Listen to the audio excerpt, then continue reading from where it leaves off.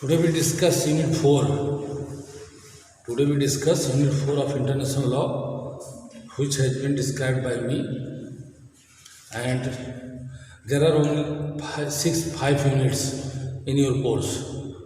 And I have completed 3 units yesterday classes. Today I started Unit 4. Unit 4 आज मैं शुरू करने वाला हूँ. यूनिट 4 में जो है सिलेबस उसको आप लिखिए. पहले सर कौन सा पेपर है ये? International law.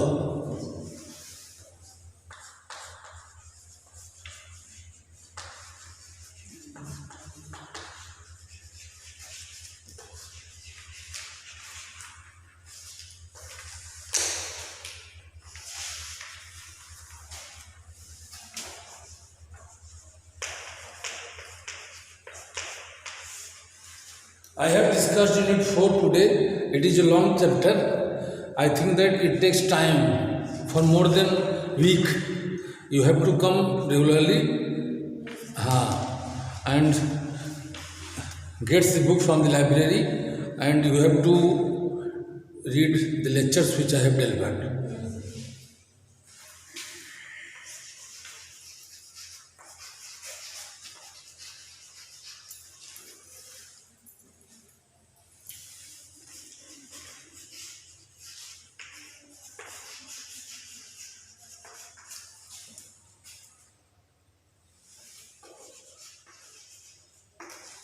Legal effect of war, law of war, legal effect of war, commencement of war.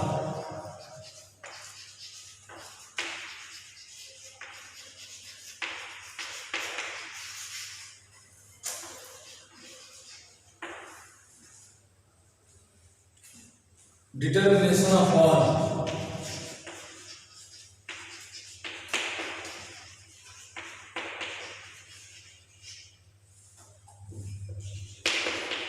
Determination of war.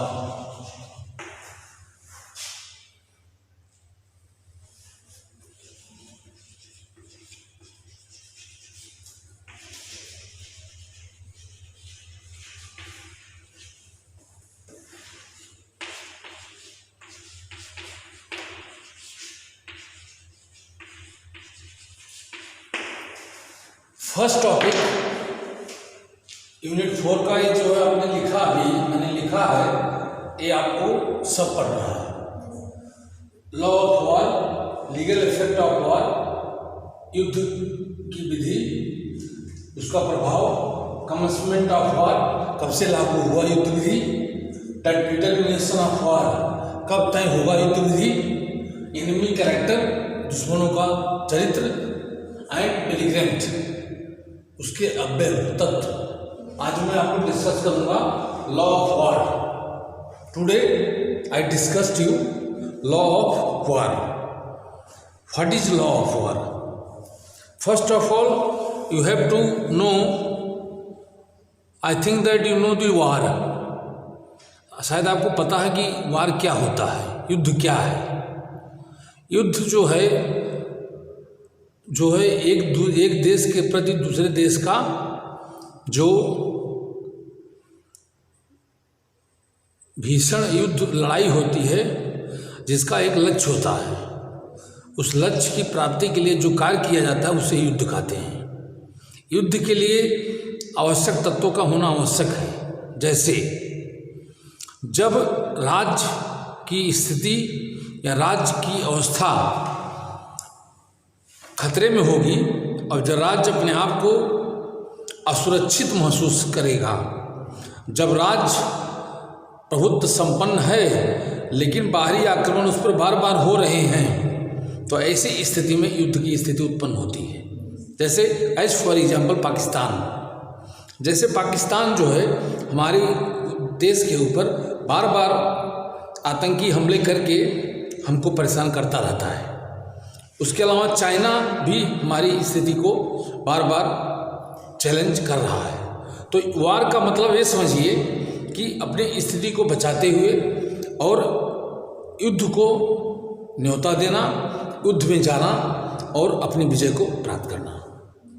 अब देखिए, इसमें आपको महत्वपूर्ण चीज़ ये समझना है कि ईसाई धर्म तथा मध्ययुगीन वीरता के धारणा में युद्ध के नियमों को अत्यधिक प्रभावित किया।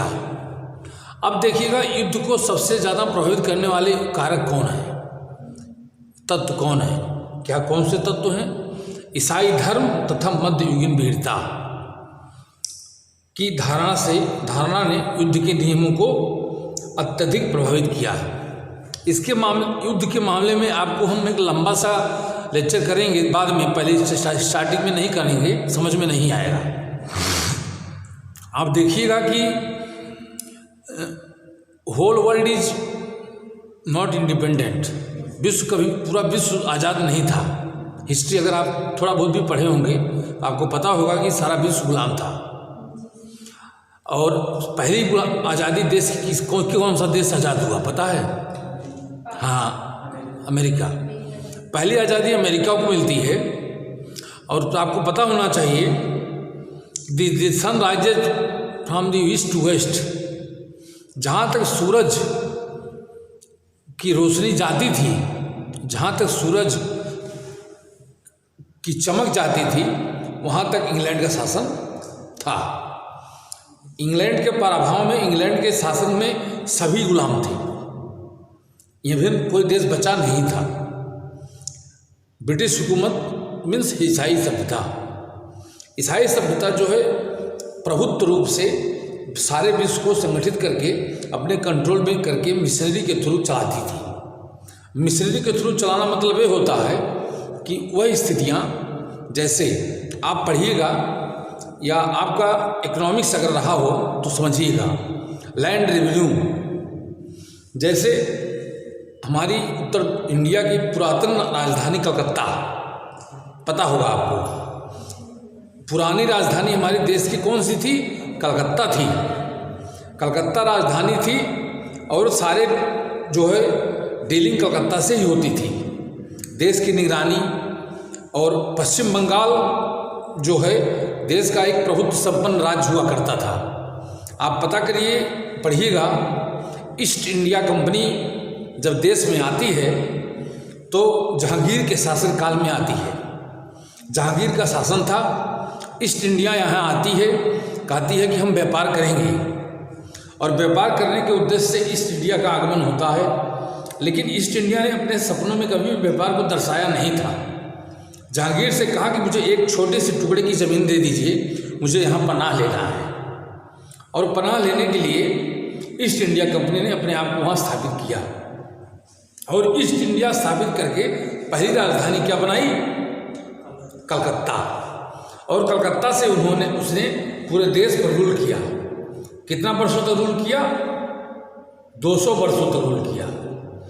200 वर्षों तक रूल किया। उस 200 वर्षों के बाद उसके अलावा भी मुस्लिम शासक ने भी रूल किया।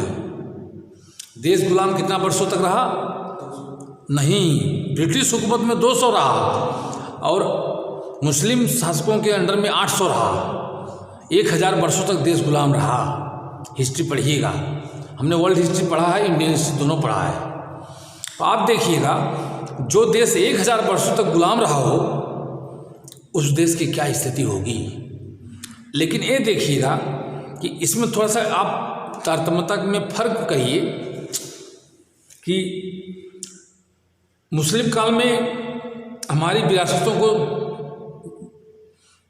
उनकी धज्जियाँ उड़ाई गई, जो हमारी संस्कृति थी, जो हमारे धर्म के महत्वपूर्ण बिंदु थे, उनको मिटा दिया गया। जैसे उसका एक बड़ा उदाहरण आपको देते हैं। वेद कितने हैं? 4 वेद हैं, ऋग्वेद, यजुर्वेद, अथर्ववेद, सामवेद। आपको पता होना चाहिए 4 वेद क्या कहते हैं, उस पर नहीं जाऊंगा, लेकिन थोड़ा सा बताऊंगा। 4 वेद में 4 बातों की व्याख्या की गई है, और 4 तरह की बातें हैं जो जीवन के लिए बहुत ही उपयोगी हैं। उसी तरह मुस्लिम शासक गजनी, अलाउद्दीन खिलजी और कई ऐसे शासक आए जो देश को लूटा, कुछ जम के लूटा और लूट के ले गए। उसके बाद स्थिति ये हुई इनके लूटने के बाद जो बचा खुचा था वो ब्रिटिश हुकूमत के हाथ में गया।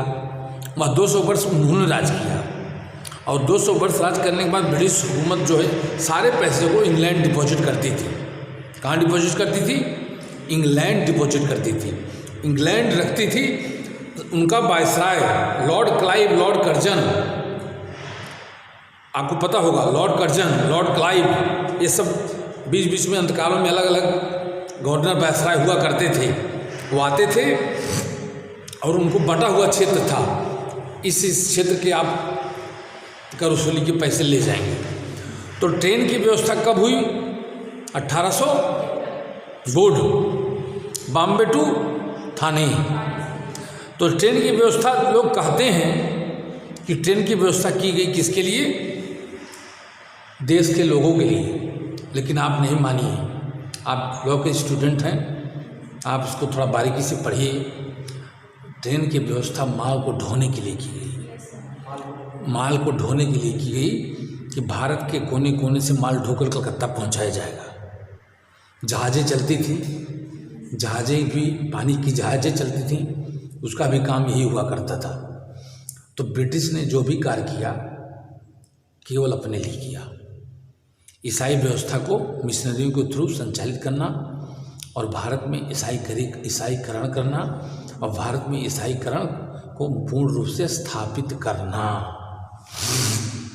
अब इसमें एक महत्वपूर्ण बिंदु आता है। कौन सा बिंदु? हमारे देश में जो छोटी जातियां हैं, किसी भी जाति से छोटी जातियां हों धर्म से, उनको ईसाई बनाना, ये भी परंपरा चल रही है कि नहीं चल रही है? ये भी परंपरा तेजी से चल रही है।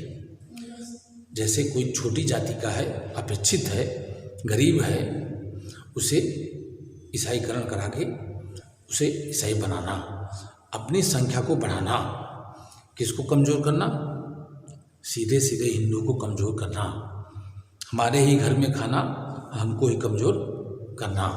अब देखिए, आप युद्ध पे ही आएंगे तो 200 वर्षों में इन्होंने रेल चलाया, रोडें बनाई, जीटी रोड बनाना, ग्रैंड ट्रंक रोड किसने बनवाया था? वुड। तो जीटी रोड बना, किसके लिए बना?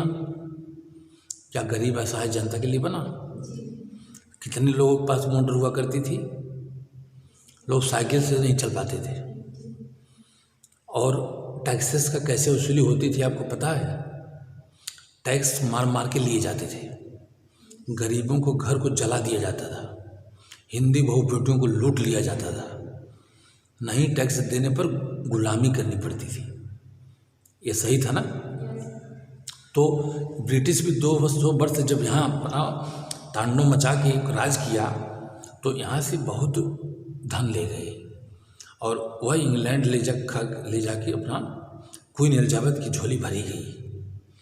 तो आप देखिएगा, कोई भी क्रांति पढ़िएगा, 1857 की क्रांति या हरित क्रांति, ग्रीन रेवोल्यूशन, या फेमिना क्रांति जो बंगाल में आया था जिसमें लोग मांसों को खाते थे, या फेमिना आया था, बहुत बड़ा फेमिना आया था।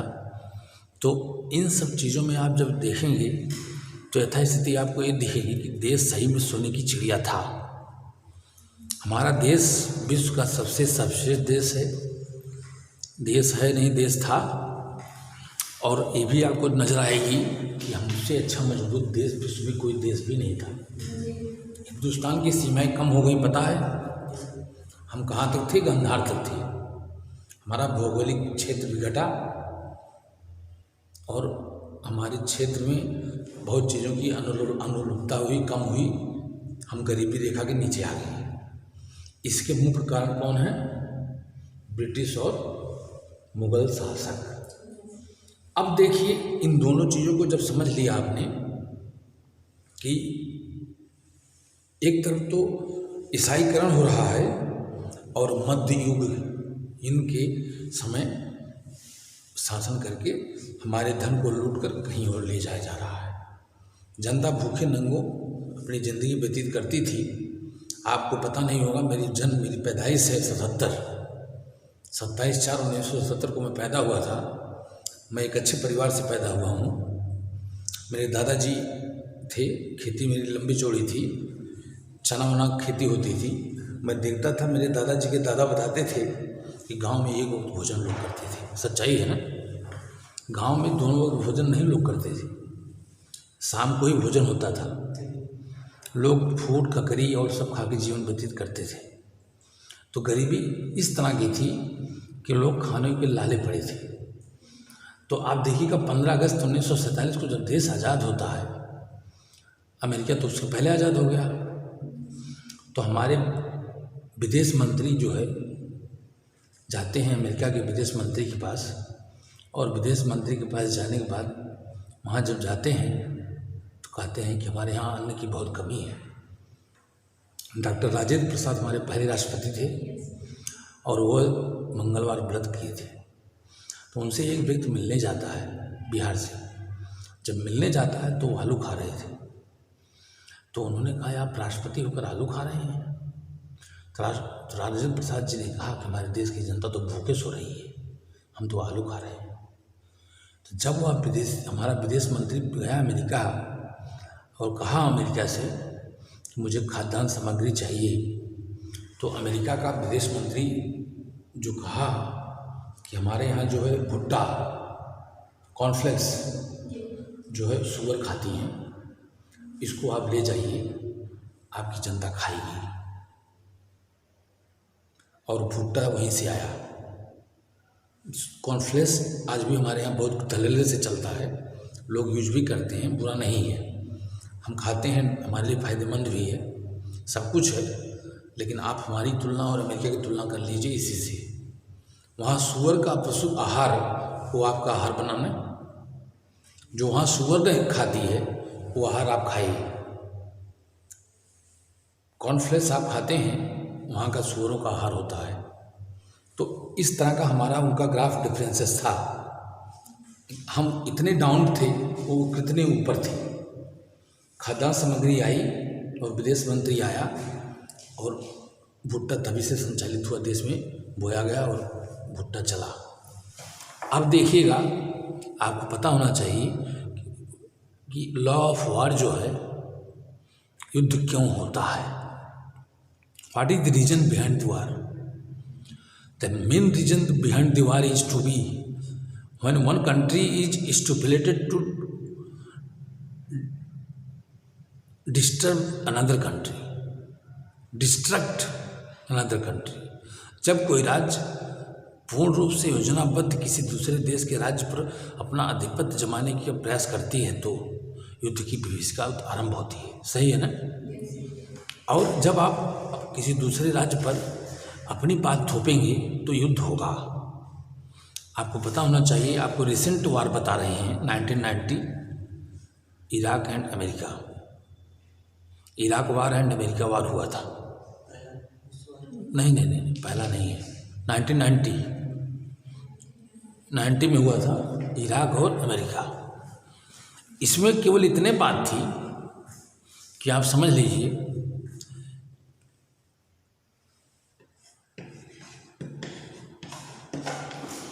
इसमें केवल इतने बात थी कि पैलेस्टाइन एक देश है जिसके अधिनायक या नायक यासर अराफात को कहिए वो हुआ करते थे। पैलेस्टाइन को इराक जबरन कब्जा कर रहा था। कैसे कर रहा था? जबरन उस देश में अपनी आधिपत्य को जमा रहा था। और इस आधिपत्य को जमाने के लिए जब वो चिल्लाया, गुहार लगाई यूएनओ में, तो यूएनओ में गुहार लगाने के बाद जब मैटर यूएनओ में गया, तो जब मैटर यूएनओ में पहुंचने के बाद यूएनओ ने सोचा कि किसी देश की बाउंड्री डिस्टर्ब करना अंतर्राष्ट्रीय विधि का उल्लंघन माना जाता है। तो क्या हुआ? अमेरिका ने दखल दिया। आपको पता होना चाहिए, मैं पढ़ाऊंगा भी, अमेरिका जो परमानेंट मेंबर है। तब अमेरिका के उस समय राष्ट्रपति हुआ करते थे जॉर्ज बुश, डब्ल्यू नहीं बुश, उनके पिता। तो उन्होंने जब पैलेस्टाइन ने गुहार लगाई तो जॉर्ज बुश ने इस पर अपनी सेना भेजी। कंक्लूड कर रहा हूँ, सेना भेजी और उसके बाद तहस नहस कर दिया इराक को। इराक की स्थिति ये हुई कि इराक जो है जल, पानी, भोजन सब उनका अस्त व्यस्त हो गया और सद्दाम हुसैन को, आप सबको इतना तो पता ही होगा, सद्दाम हुसैन बाद में मार भी दी गई।